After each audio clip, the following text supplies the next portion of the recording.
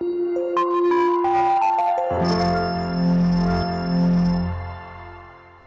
children, hope you all doing good. Let's start today's chapter, Transportation in Animals and Plants.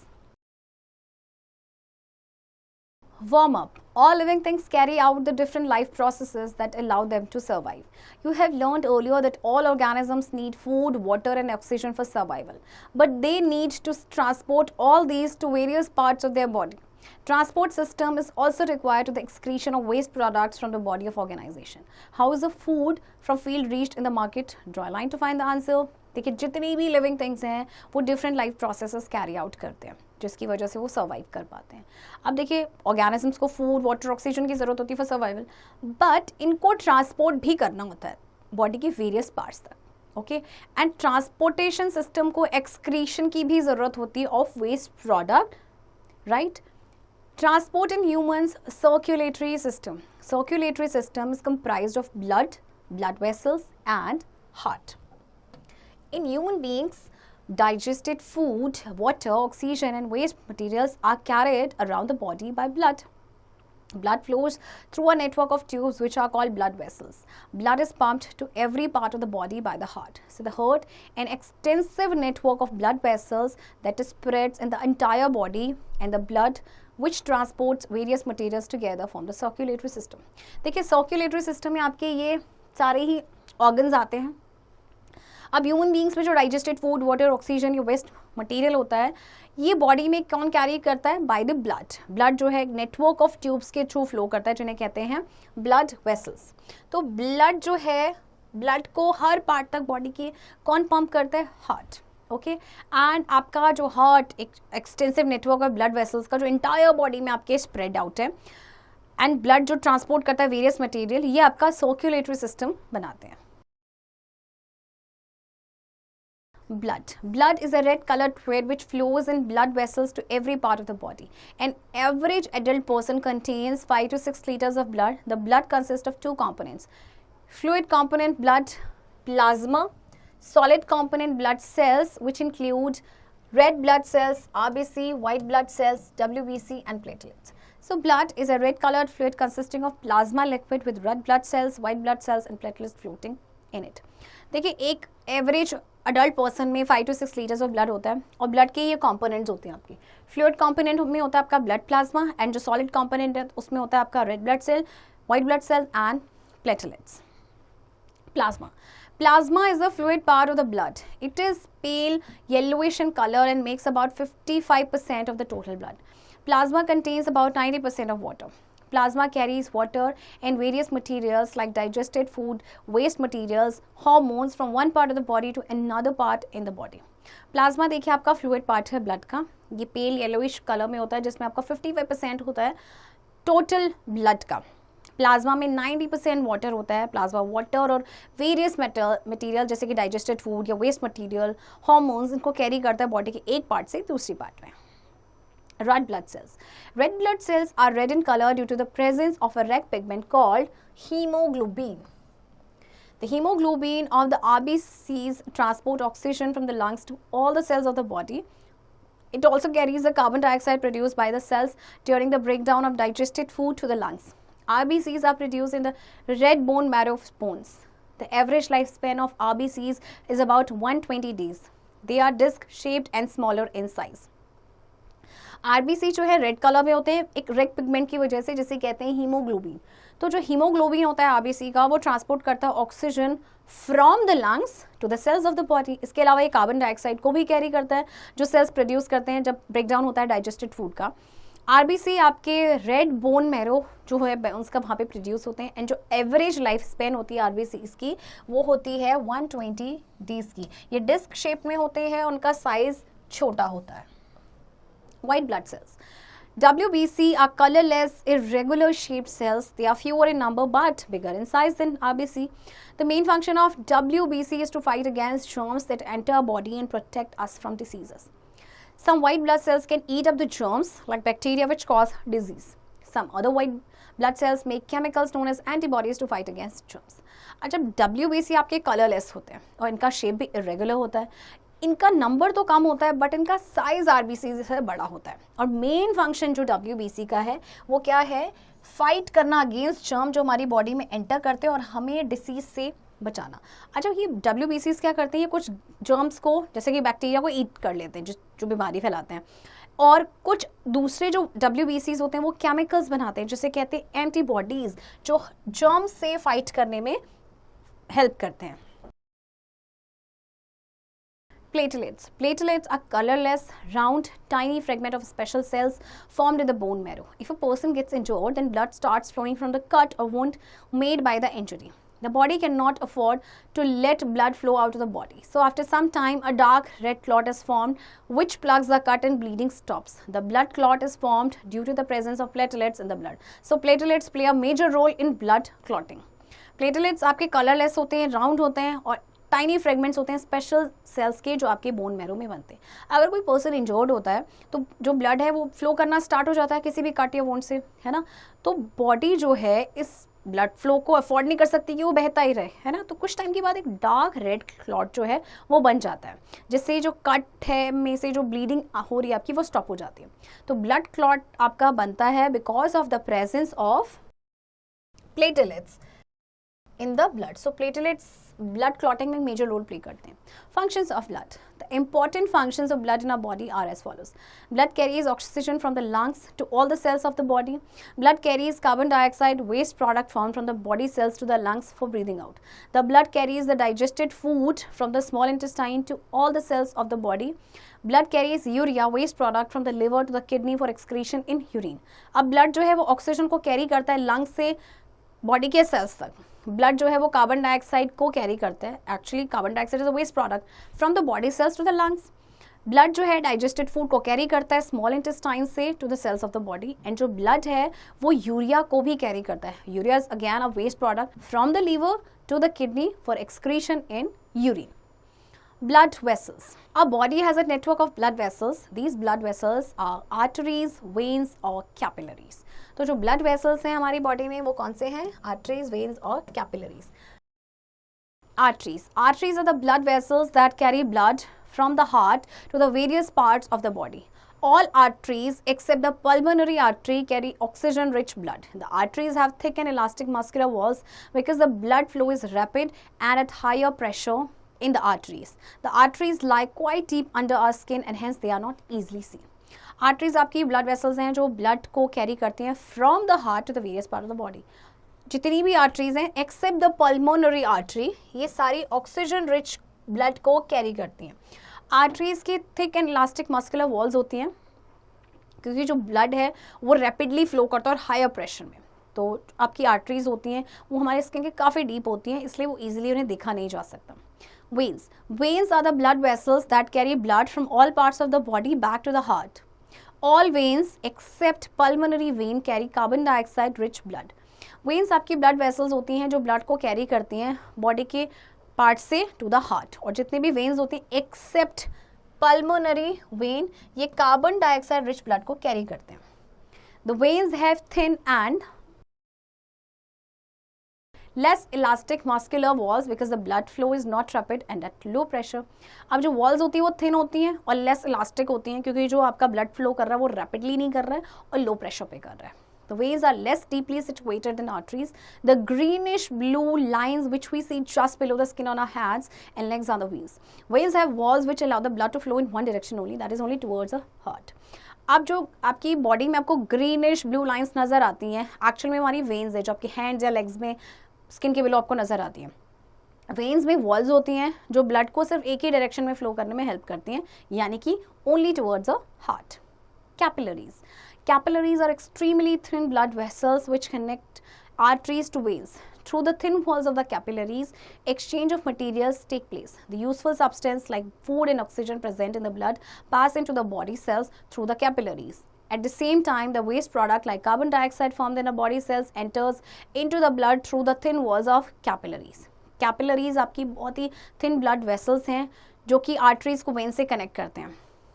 फिर जो thin walls होती हैं आपकी capillaries की, यहाँ इनके थ्रू मटेरियल्स का एक्सचेंज होता है, जो यूजफुल सब्सटेंस होते हैं जो ब्लड में आपके प्रेजेंट होते हैं बॉडी सेल्स में पास हो जाते हैं कैपिलरीज के थ्रू। और सेम टाइम पे जो वेस्ट प्रोडक्ट होता है जैसे कि कार्बन डाइऑक्साइड जो बॉडी सेल्स में बनता है वो ब्लड में एंटर करता है through the thin walls of capillary. Activity 1. To feel veins and arteries in the body. Fold your fist and observe it. Do you see some greenish blue lines? If not, try to look at an elderly person's hand. What are these greenish blue lines? The greenish blue lines you saw were veins. You cannot see arteries because they are seated deeply. However, you can feel an artery by gently holding your wrist. From where? In the middle of your wrist, you may feel bumps or pressure of blood flow. The point where you feel so, your finger is on top of an artery. In wrist, it is radial artery. अच्छा देखिए, आप अपनी fist को observe करेंगे, पहले से fold करेंगे और ऑब्जर्व करेंगे, आपको उसमें ग्रीनिश ब्लू लाइंस नजर आएंगी, वो आपकी होंगी वेन्स। और अगर आपको नहीं नजर आएंगे तो किसी एल्डरली पर्सन की हैंड देखें, आप उनको उसमें आपको ईजिली नजर आ जाएंगे। आपको आर्टरीज नजर नहीं आएंगी क्योंकि वो बहुत ही डीप होती है स्किन के अंदर, तो आप आर्टरीज को फील कर सकते हैं। आप जेंटली अपने रिस्ट को होल्ड करेंगे और आपके मिडिल में रिस्ट के आपको कुछ बम्प्स या प्रेशर फील होगा ब्लड फ्लो का, तो जहाँ पे आपको फील होगा तो आपकी जो फिंगर है वो आर्टरी के टॉप पे, और रिस्ट में ही आपका होता है radial artery. Activity 2. To feel and count the pulse. Hold the middle of your wrist softly. Try to trace the point where you can feel the pressure of blood. Ask for a stopwatch and try to count how many times you feel the blood pressure in 10 seconds. Multiply the number by 6. The number you get is your pulse rate. You realize that blood flows with pressure in the form of pulses. अब आपने अपनी जो wrist है इसको middle में से hold करना है सॉफ्टली, फिर आपने ट्राई करना है उस पॉइंट को ट्रेस करने का जहाँ पे आपको प्रेशर जो है ब्लड का फील होगा। फिर आप स्टॉप वॉच को आप लेंगे और ट्राई करेंगे कितने टाइम्स आप ब्लड प्रेशर को 10 सेकेंड्स में फील कर पा रहे हैं। फिर इस नंबर को मल्टीप्लाई करना है अपने 6 से, तो जो नंबर आपको मिलेगा वो आपका होगा pulse rate. The pulses produced in a minute is called pulse rate. The pulse rate represents the rate at which the heart beats. In a normal healthy person, it beats 70 to 72 times a minute. It means that the heart only takes 0.8 second to beat once. अब जो pulses आपकी 1 minute में produce होती हैं उसे कहा जाता है पल्स रेट, और पल्स रेट रिप्रेजेंट करती है कि किस रेट पे जो है हार्ट बीट कर रहा है। नॉर्मल हेल्दी पर्सन में ये 70 to 72 टाइम्स बीट करता है। इसका मतलब हार्ट जो है वो कितना टाइम लेता है? Only 0.8 second to beat once. Heart, the heart is an important body organ located in chest cavity between lungs. Heart आपको पता है कितना इंपॉर्टेंट होता है, और ये आपके चेस्ट कैविटी में होता है between lungs. It is almost the size of your right fist. It is slightly tilted to left side of the chest cavity. It is responsible for circulation of blood. और ये हमारे ना fist, जैसे right fist होता है ना, उसके size का होता है, और ये स्लाइटली टिल्टेड होता है चेस्ट कैविटी के लेफ्ट साइड, और ये ब्लड के सर्कुलेशन के लिए रिस्पॉन्सिबल होता है। It pumps with pressure the blood carrying food and oxygen in blood vessels to reach the different body parts and receives the incoming blood carrying carbon dioxide and wastage from body cells. ये क्या करता है?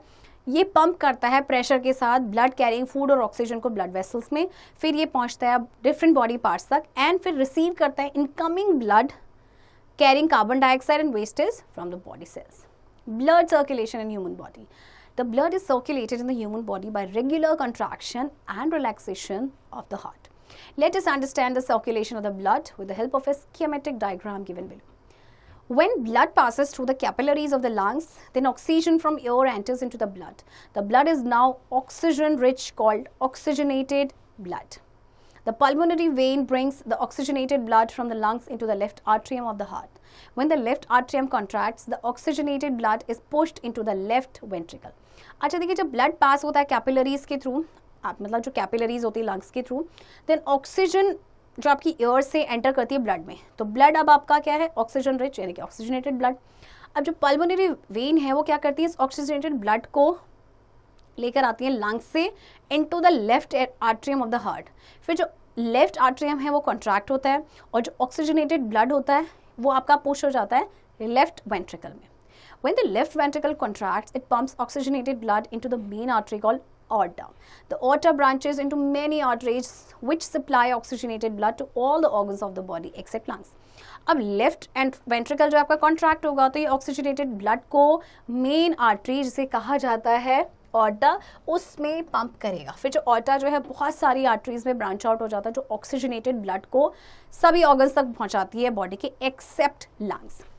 When oxygenated blood from arteries passes through the capillaries of the body organs, then it gives food and oxygen to the body cells. At the same time, carbon dioxide produced as a waste product in the body cells during respiration enters into blood through capillaries. अब जो oxygenated blood है आपका artery से पास होगा through the capillaries of the body organs, फिर ये आपको it gives food and oxygen to the blood cell। और same time पे जो कार्बन डाइऑक्साइड प्रोड्यूस हो रहा है एज अ वेस्ट प्रोडक्ट आपके बॉडी सेल्स में रेस्पिरेशन के दौरान ये ब्लड में एंटर करेगा कैपिलरीज के through. The deoxygenated blood that is rich in carbon dioxide collected from the body organs enters the right atrium. When the right atrium contracts, the deoxygenated blood is pushed into right ventricle. When the right ventricle contracts, the deoxygenated blood is pumped into the lungs. In the lungs, deoxygenated blood gives out carbon dioxide and absorbs fresh oxygen from the air being breathed in. So the blood becomes oxygenated again. अब जो deoxygenated blood होता है यानी कि blood rich in carbon dioxide वो collect होगा body organ से और फिर राइट आर्ट्रियम में एंटर करेगा। राइट आर्ट्रियम जो है वो कॉन्ट्रैक्ट हो जाएगा और जो डीऑक्सीजनेटेड ब्लड होगा it will be pushed into right ventricle. फिर राइट वेंट्रिकल कॉन्ट्रैक्ट होगा और जो डीऑक्सीजनेटेड ब्लड है वो पंप हो जाएगा आपका लंग्स में। फिर लंग्स में जो डीऑक्सीजनेटेड ब्लड है वो कार्बन डाइऑक्साइड गिव आउट करेगा और फ्रेश ऑक्सीजन को ऑब्जॉर्ब करेगा जो एयर हम ब्रीद इन कर रहे हैं और इस तरह से जो ब्लड है वो ऑक्सीजनेटेड हो जाएगा फिर से। Heartbeat. The walls of the chambers of the heart are made up of muscles. These muscles contract and relax rhythmically. One complete rhythmic contraction of the heart followed by its relaxation is called a heartbeat. The average heartbeat of an adult person while resting is 72 to 80 per minute. This is called the heart rate. When we do any physical activity like running, cycling, etc., our heartbeats become faster. This is because at such times the body cells need more oxygen to release more energy through respiration to supply more oxygen. The blood flows faster. अच्छा जो walls होते हैं ना heart के chambers में वो आपके muscles से बने होते हैं तो मसल्स कॉन्ट्रैक्ट और रिलैक्स होते हैं रिदमिकली। तो जो एक कंप्लीट रिदमिक कॉन्ट्रैक्शन होता है हार्ट का फॉलोड बाय इट्स रिलैक्सेशन उसे कहा जाता है हार्ट बीट। तो जो एवरेज हार्ट बीट होती है एडल्ट पर्सन की जो रेस्ट पे है वो होती है 72 to 80 पर मिनट जिसे हार्ट रेट भी कहा जाता है। तो जब हम कोई फिजिकल एक्टिविटी करते हैं रनिंग साइकिलिंग राइट या कोई हैवी एक्सरसाइज करते हैं तो हमारी हार्ट जो है हार्ट बीट फास्ट हो जाती है। तो इस टाइम पे क्या होता है कि बॉडी सेल्स को ज़्यादा ऑक्सीजन की ज़रूरत होती है क्योंकि ज़्यादा एनर्जी को रिलीज़ करना है। तो इस ऑक्सीजन को सप्लाई करने के लिए जो ब्लड है वो और फास्ट फ्लो करता है। A doctor uses an instrument called stethoscope to measure the heartbeat of a person. A stethoscope consists of a set of earpieces and a chest piece with a sensitive diaphragm to read the heartbeat. A tube connects the diaphragm to the earpiece. The chest piece is placed at an appropriate place to hear the heartbeats in form of lub and dub sounds. Doctor जो एक instrument का use करता है जिसका नाम है stethoscope. Okay, इससे किसी भी पर्सन की हार्ट बीट को मेजर किया जा सकता है। इसमें आपका एक सेट होता है ईयर पीसेस का, एक चेस्ट पीस होता है जिसमें एक सेंसिटिव डायफ्राम होता है जो हार्ट बीट को रीड करता है, एक ट्यूब होती है जो डायफ्राम से कनेक्टेड होती है ईयर पीस में, और जो चेस्ट पीस होता है उसको अप्रोप्रिएट में रखा जाता है हार्ट बीट को सुनने के लिए इन द फॉर्म ऑफ लब and dub sounds. Activity 3. To make a model of stethoscope and measure the heartbeat and pulse rate. Take a small funnel of 67 cm in diameter. Fix a rubber tube tightly on the stem of the funnel. Stretch a rubber sheet on the mouth of the funnel and fix it tightly with a rubber band. Put the open end of the tube on one of your ears. Place the mouth of the funnel on your chest near the heart. Figure of activity. Now try to listen carefully. Do you hear a regular thumping sound? The sound is that of heartbeats. How many times did you hear heartbeat in a minute? Count again after running for 45 minutes. Compare your observations. Record your own pulse rate and heartbeat and that of your friends while resting and after running and record in table. Do you find any relationship between your heartbeat and pulse rate? Each heartbeat generates one pulse in the arteries and the pulse rate per minute indicates the rate of heartbeat. देखिए आपको stethoscope बनाना है, एक small funnel लेना है, लगभग आपका 67 centimetres का diameter होना चाहिए। एक रबर ट्यूब को जो 50 सेंटीमीटर लॉन्ग हो उसको आप टाइटली फिक्स कर देंगे फनल के स्टेम में। फिर एक रबर शीट को स्ट्रेच करेंगे फनल के माउथ पे और उसको टाइटली फिक्स कर देंगे रबर बैंड से। फिर आपने क्या करना है, ओपन एंड जो है ट्यूब का उसको आप अपनी ईयर में लगाना है एंड जो माउथ है फनल का, उसको अपने चेस्ट में, हार्ट के पास। फिर आपको ध्यान से सुनना है, आपको एक रेगुलर थम्पिंग साउंड सुनाई देगी, जो साउंड है आपकी हार्ट बीट्स होंगे, ठीक है। उसके बाद आपने काउंट करना है कि 1 मिनट में आपकी कितनी हार्ट बीट आए। फिर आप रन करके आएंगे 45 मिनट्स के बाद, और उसके बाद फिर से काउंट करेंगे, और फिर अपनी ऑब्जर्वेशंस को आप कंपेयर करेंगे। Excretion. It is a life process that involves elimination of metabolic waste products produced in the body periodically. The waste products produced need to be removed, else they can accumulate in the body, and that can prove fatal. All organisms, plants or animals, small or big, are equipped with some system that helps them remove the metabolic wastage. अच्छा देखिए, हमारी body में ना जितने भी life processes होते हैं, बहुत सारे आपका रेस्पिरेशन होता है, डाइजेशन होता है, तो उसमें कुछ आपके वेस्ट प्रोडक्ट्स आपके प्रोड्यूस होते हैं बॉडी में, तो वो पीरियडिकली प्रोड्यूस होते हैं। तो उन वेस्ट प्रोडक्ट को बॉडी से बाहर निकालना बहुत ज़रूरी है, अदरवाइज वो बॉडी में एक्यूमुलेट हो जाएंगे और ये काफ़ी टॉक्सिक होता है। तो इसीलिए एक्सक्रीशन का होना बहुत ज़रूरी है, यानी कि जो एलिमिनेशन है वेस्ट प्रोडक्ट का वो होना बहुत ज़रूरी है। Excretion in animals, the animals excrete their nitrogenous waste products in the form of ammonia, urea और uric acid. The animals differ greatly in their mode of excretion in excretory organs. The human body has a specialized organs for the removal of various waste products found in the body. These organs are large intestine. The undigested food is removed from the large intestine and thrown out of the body through the anus in the form of feces. अच्छा, जो undigested food होता है ना, वो large intestine से आपका remove होता है and वो then anus के through आपका body से बाहर निकल जाता है feces के form में। Lungs. Carbon dioxide is produced as a waste product in our body cells during the process of respiration. When food is broken down to release energy, this carbon dioxide is removed by the lungs during exhalation, breathing out process. जब respiration होता है तो carbon dioxide बनता है as a waste product, और फिर इस waste product को बाहर निकाला जाता है lungs के through. Skin. Our skin helps in eliminating excess water, urea, some salts and other metabolic wastes in the form of sweat. Sweat is a liquid waste secreted from the sweat glands below the skin. Kidneys are the main excretory organs in our body. They help in eliminating urea, waste, salts and excess water from the blood in the form of urine. हमारी skin जो है वो भी waste को eliminate करने में help करती है, जैसे कि एक्सेस वाटर है, यूरिया है या सॉल्ट है या कोई भी मेटाबॉलिक वेस्ट है जो स्वेट की फॉर्म में है, ठीक है। और किडनीज तो मेन एक्सक्रीटरी ऑर्गन्स है हमारी बॉडी की, ये यूरिया को एलिमिनेट करता है, वेस्ट, सॉल्ट या एक्सेस वाटर होता है यूरिन की फॉर्म में। Excretory system in human. Excretory system in human consists of the following organs: 2 kidneys, 2 ureters, urinary bladder and urethra. Kidneys are situated at the level of the waist on either side of the vertebral column. Kidneys are brick red in color and bean shaped in structure. Each kidney contains a large number of coiled tubes called nephrons. Nephrons act as filters when the blood reaches the 2 kidneys. It contains both useful and harmful substances. The useful substances are absorbed back into the blood. The nephron as filter removes the harmful substances, urea, waste salts from the blood. Kidneys जो है आपके waste के sides में होती है, either side, और kidneys का colour होता है brick red और bean shape में इनका स्ट्रक्चर होता है। हर किडनी में बहुत सारे कोयल ट्यूब्स होती हैं जिन्हें नेफ्रॉन्स कहा जाता है, और जो नेफ्रॉन्स हैं ये फिल्टरिंग यूनिट्स होती हैं किडनीज की। इनमें यूजफुल हार्मफुल सब्सटेंस आपके दोनों होते हैं। तो जो यूजफुल सब्सटेंस होते हैं वो वापस आपके एब्जॉर्ब हो जाते हैं ब्लड में। नेफ्रॉन आपके क्या करते हैं एज फिल्टर, ये हार्मफुल सब्सटेंस को रिमूव करते हैं ब्लड से। The waste products dissolved in water are removed from the kidney as yellowish liquid called urine. तो जो आपका वेस्ट प्रोडक्ट वाटर में आपका डिजोल्व होता है वो आपका यूरिन बनता है, जो कि येलोइश लिक्विड होता है। तो urine formed in kidneys goes into the urinary bladder through the tubes called ureters. Urine is stored in the urinary bladder and is passed out from the body at the regular intervals through the urinary opening at the end of the tube called urethra. अब urine जो आपका बना है kidneys में वो जाता है urinary bladder में यूरेटर्स के थ्रू। फिर यूरिन जो आपका ब्लैडर में यूरिनरी ब्लैडर में आपका स्टोर्ड होता है और फिर रेगुलर इंटरवल में बॉडी से पास आउट होता है। एक ओपनिंग होती है एंड में जिसे कहते हैं यूरेथ्रा। Diabetic person.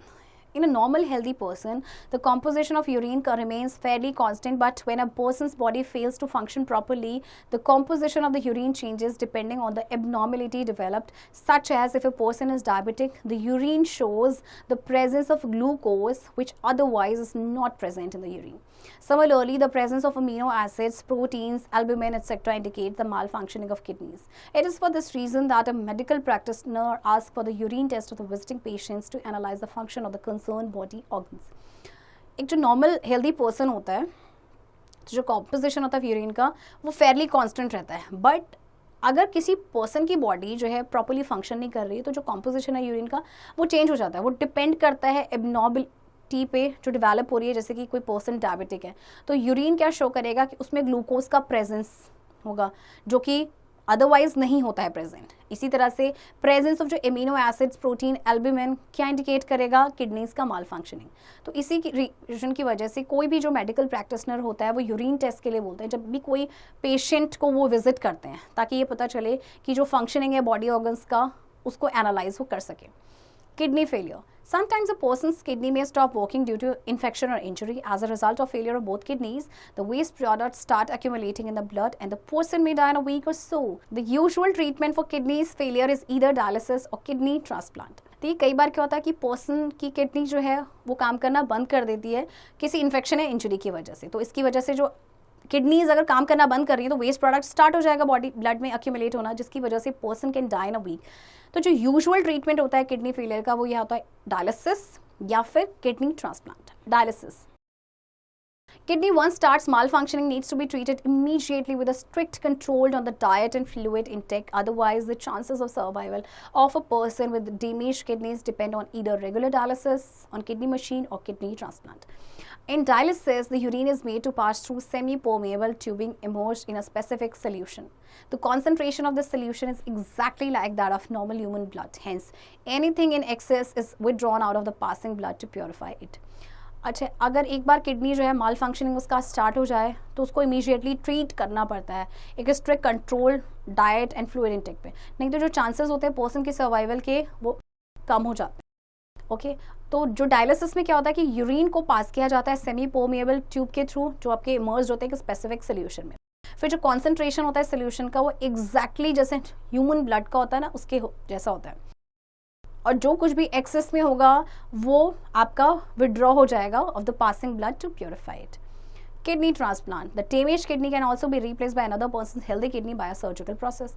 इसमें क्या होता है कि डैमेज किडनी को ट्रांसप्लांट किया जाता है, मतलब उसको रिप्लेस किया जाता है किसी हेल्दी पर्सन की किडनी के साथ एक सर्जिकल प्रोसीजर के through. Transport of substance in plants. We have learned that in the process of photosynthesis, plants take water and minerals from the soil through the roots and transport it to the leaves. The other modes of transport involve the transport of water from root to leaves and that of synthesized food from green leaves to non-green plant parts such as roots or fruits. The transport system in plants called vascular system consists of long tubes called xylem and phloem. The xylem and phloem vessels are present in all the parts of a plant such as roots, stem, branches, leaves, etc. Let us study the vascular system in plants in detail. अच्छा देखो, जो process होता है photosynthesis का, इसमें plants क्या करते हैं, वाटर एंड मिनरल्स को लेते हैं सॉइल से रूट्स के थ्रू एंड देन लीव्स तक ट्रांसपोर्ट करते हैं। तो जो दूसरा मोड ऑफ ट्रांसपोर्ट है उसमें क्या होता है कि ट्रांसपोर्ट होता है वाटर का रूट से लीव्स तक। ओके, एंड आपका जो ट्रांसपोर्ट सिस्टम है प्लांट्स का उसे हम कहते हैं वास्कुलर सिस्टम, जिसमें आपके होते हैं xylem and phloem. Xylem and जो फ्लोएम होते हैं ये आपके प्लांट्स के सभी पार्ट्स में होते हैं, जैसे कि root, stem, branches, leaf. Absorption of water and minerals by root hair. The roots have large number of root hair. The root hair are in contact with the water and minerals present between the soil particles. The water and minerals are absorbed by the root hair.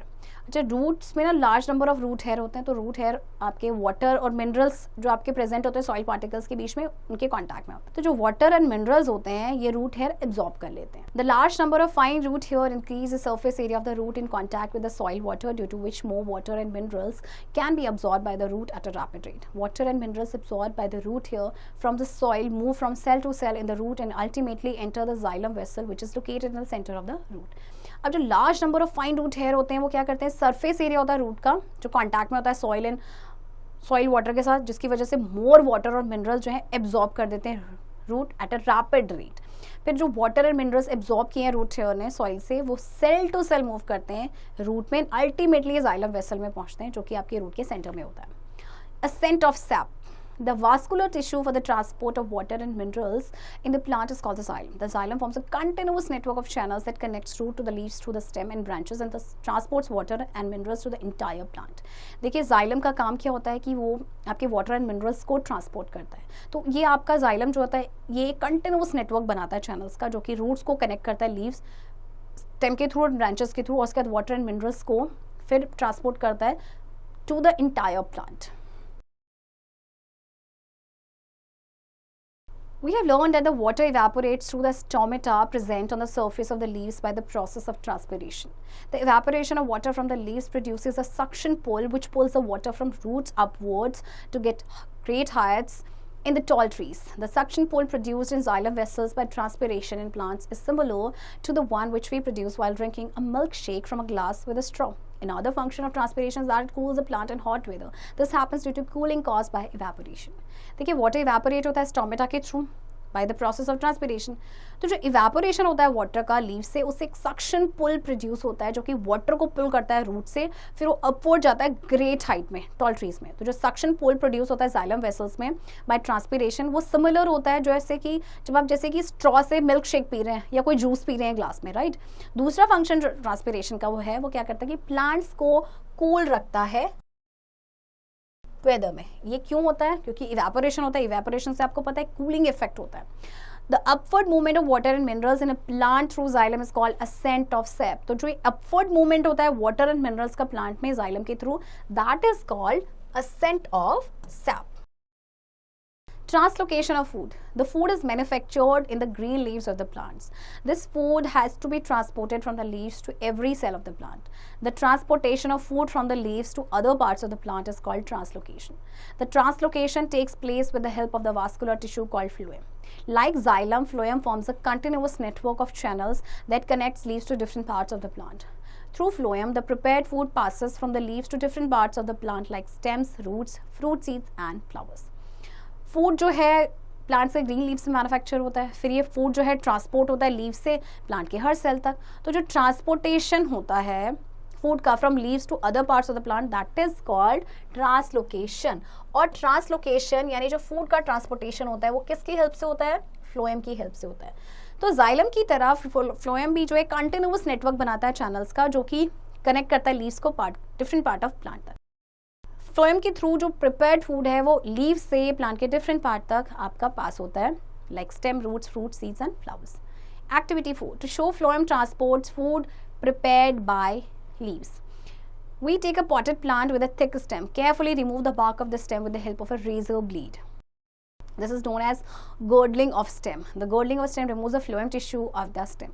The part of the stem above the girdle shows swelling while the lower portion dries up.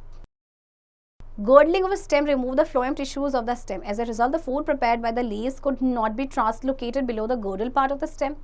Therefore, the food got collected above the girdle, resulting in solid stem. The portion below the girdle dries up due to the lack of food.